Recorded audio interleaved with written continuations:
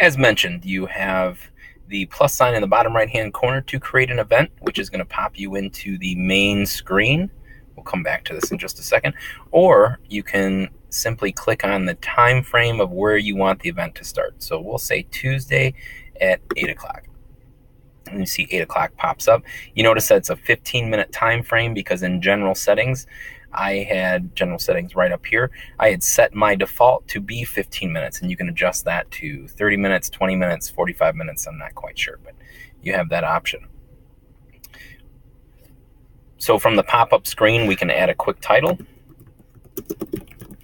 and we can, I usually don't use out of office or appointment slots, but this would include such things as no one else can add events during this time frame for you on your calendar. You can also add appointment slots so that people could make appointments during this time frame. It would obviously be a little bit longer than 8 to 8:15. We can change this quickly to, let's say, 9. I can change the date if I want, but I'm going to keep it for just this day only. And from here, I can do a quick primary calendar of which calendar I want it to appear on. We're going to put on the test LMC, and we're going to save it. And you'll see that it appears right here. If I want to edit this, well, first I can delete it. I can email any guests.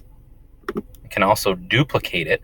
So if I want to move it to another date, or just I have this one and I also want it to appear on Thursday, I use this option quite often. And when I duplicate it, I just simply change the date to the 26th. It says 26th, 8 to 9. I save it, and now it appears here as well. So you do have some options here as well. You can change it or copy it to another calendar if you'd like, another primary calendar, and that becomes helpful as well. Let's again quickly go back to edit, and when I edit, it again takes me to the main screen of adding an event, just like I would when I click the plus sign, and it takes me to the main screen of adding an event. So we're going to put LMT test 2. We're going to put this for the 25th, and we're going to put this at 9:30 to 1. Now I can choose repeat. So if I wanted to have it repeat daily, weekly every Wednesday, monthly on the 4th of every Wednesday, annually, and I can even customize this. So that way it kind of eliminates that productivity factor of trying to put in every single event. Say you had a meeting every second Tuesday of the month, you could customize this to have it appear every second Tuesday of the month, which is extremely helpful. I can add a location. So let's put Coloma High School. This pops up. If I wanted to add conferencing, this is where I could choose Hangouts. So if I added guests over here on the right-hand side, and I wanted to do a video conferencing with another teacher from another district, maybe a student even, or a teacher, administrator, etc., we could do Google Hangouts, which is a video conferencing forum, to do a meeting. If I wanted it to notify me, I have some options to notify me by email or by text message. I'm going to actually have this email me one day. You can change it here to hours, days, or weeks. I'm going to do email me one day before the to kind of give me a reminder that this meeting is coming up. And I'm also actually going to add a text message to my phone 10 minutes before the actual meeting as well. So it'll email me one day before, and it'll text me on my phone 10 minutes before that meeting as well. Here I can change which calendar that I want it to appear on.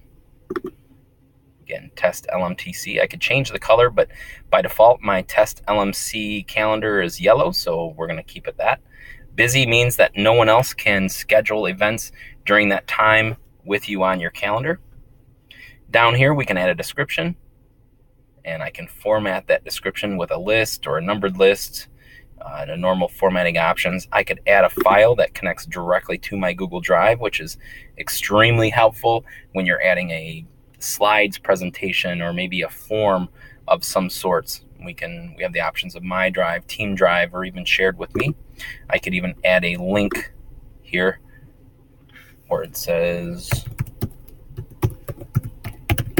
lmtc.org, and that will also appear in the events. Over here on the right-hand side, I can add certain guests to this meeting. So when I go to add guests, if you're within your organization, it should pop up pretty simply if I choose someone's name. This is the high school principal, and you see him there. So we're going to add Brad Kuhn as our high school principal.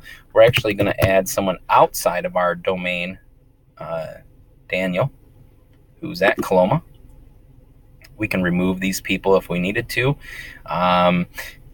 If I choose this option, people would be able to modify this event that I've invited, which means they could change the time or the date or the location or whether it's a Hangouts or not, which I normally do not include. Maybe I want them to invite other people. If not, I would simply select that option. So now these two people here would not be able to invite others to this meeting. Or the final one here is see guest list, which means that if I unselected this, Brad would not see that Daniel is on this meeting and vice versa. But I usually don't mess with that either, so that Dan does see that Brad's on it and Brad does see that Daniel's on it as well. So when I save this, it'll give me the option, do I want to send this to those two people that I invited? Currently, I am not, since this is just a test, and you'll see my new event appear here. Again, it's yellow or orange because of the primary calendar that I created for this course. So you have some different options of how to create an event within a calendar, again, either by using this red plus sign or by simply doing the quick pop out of selecting the time slot. Again, if I wanted to get to that main screen, I just click more options.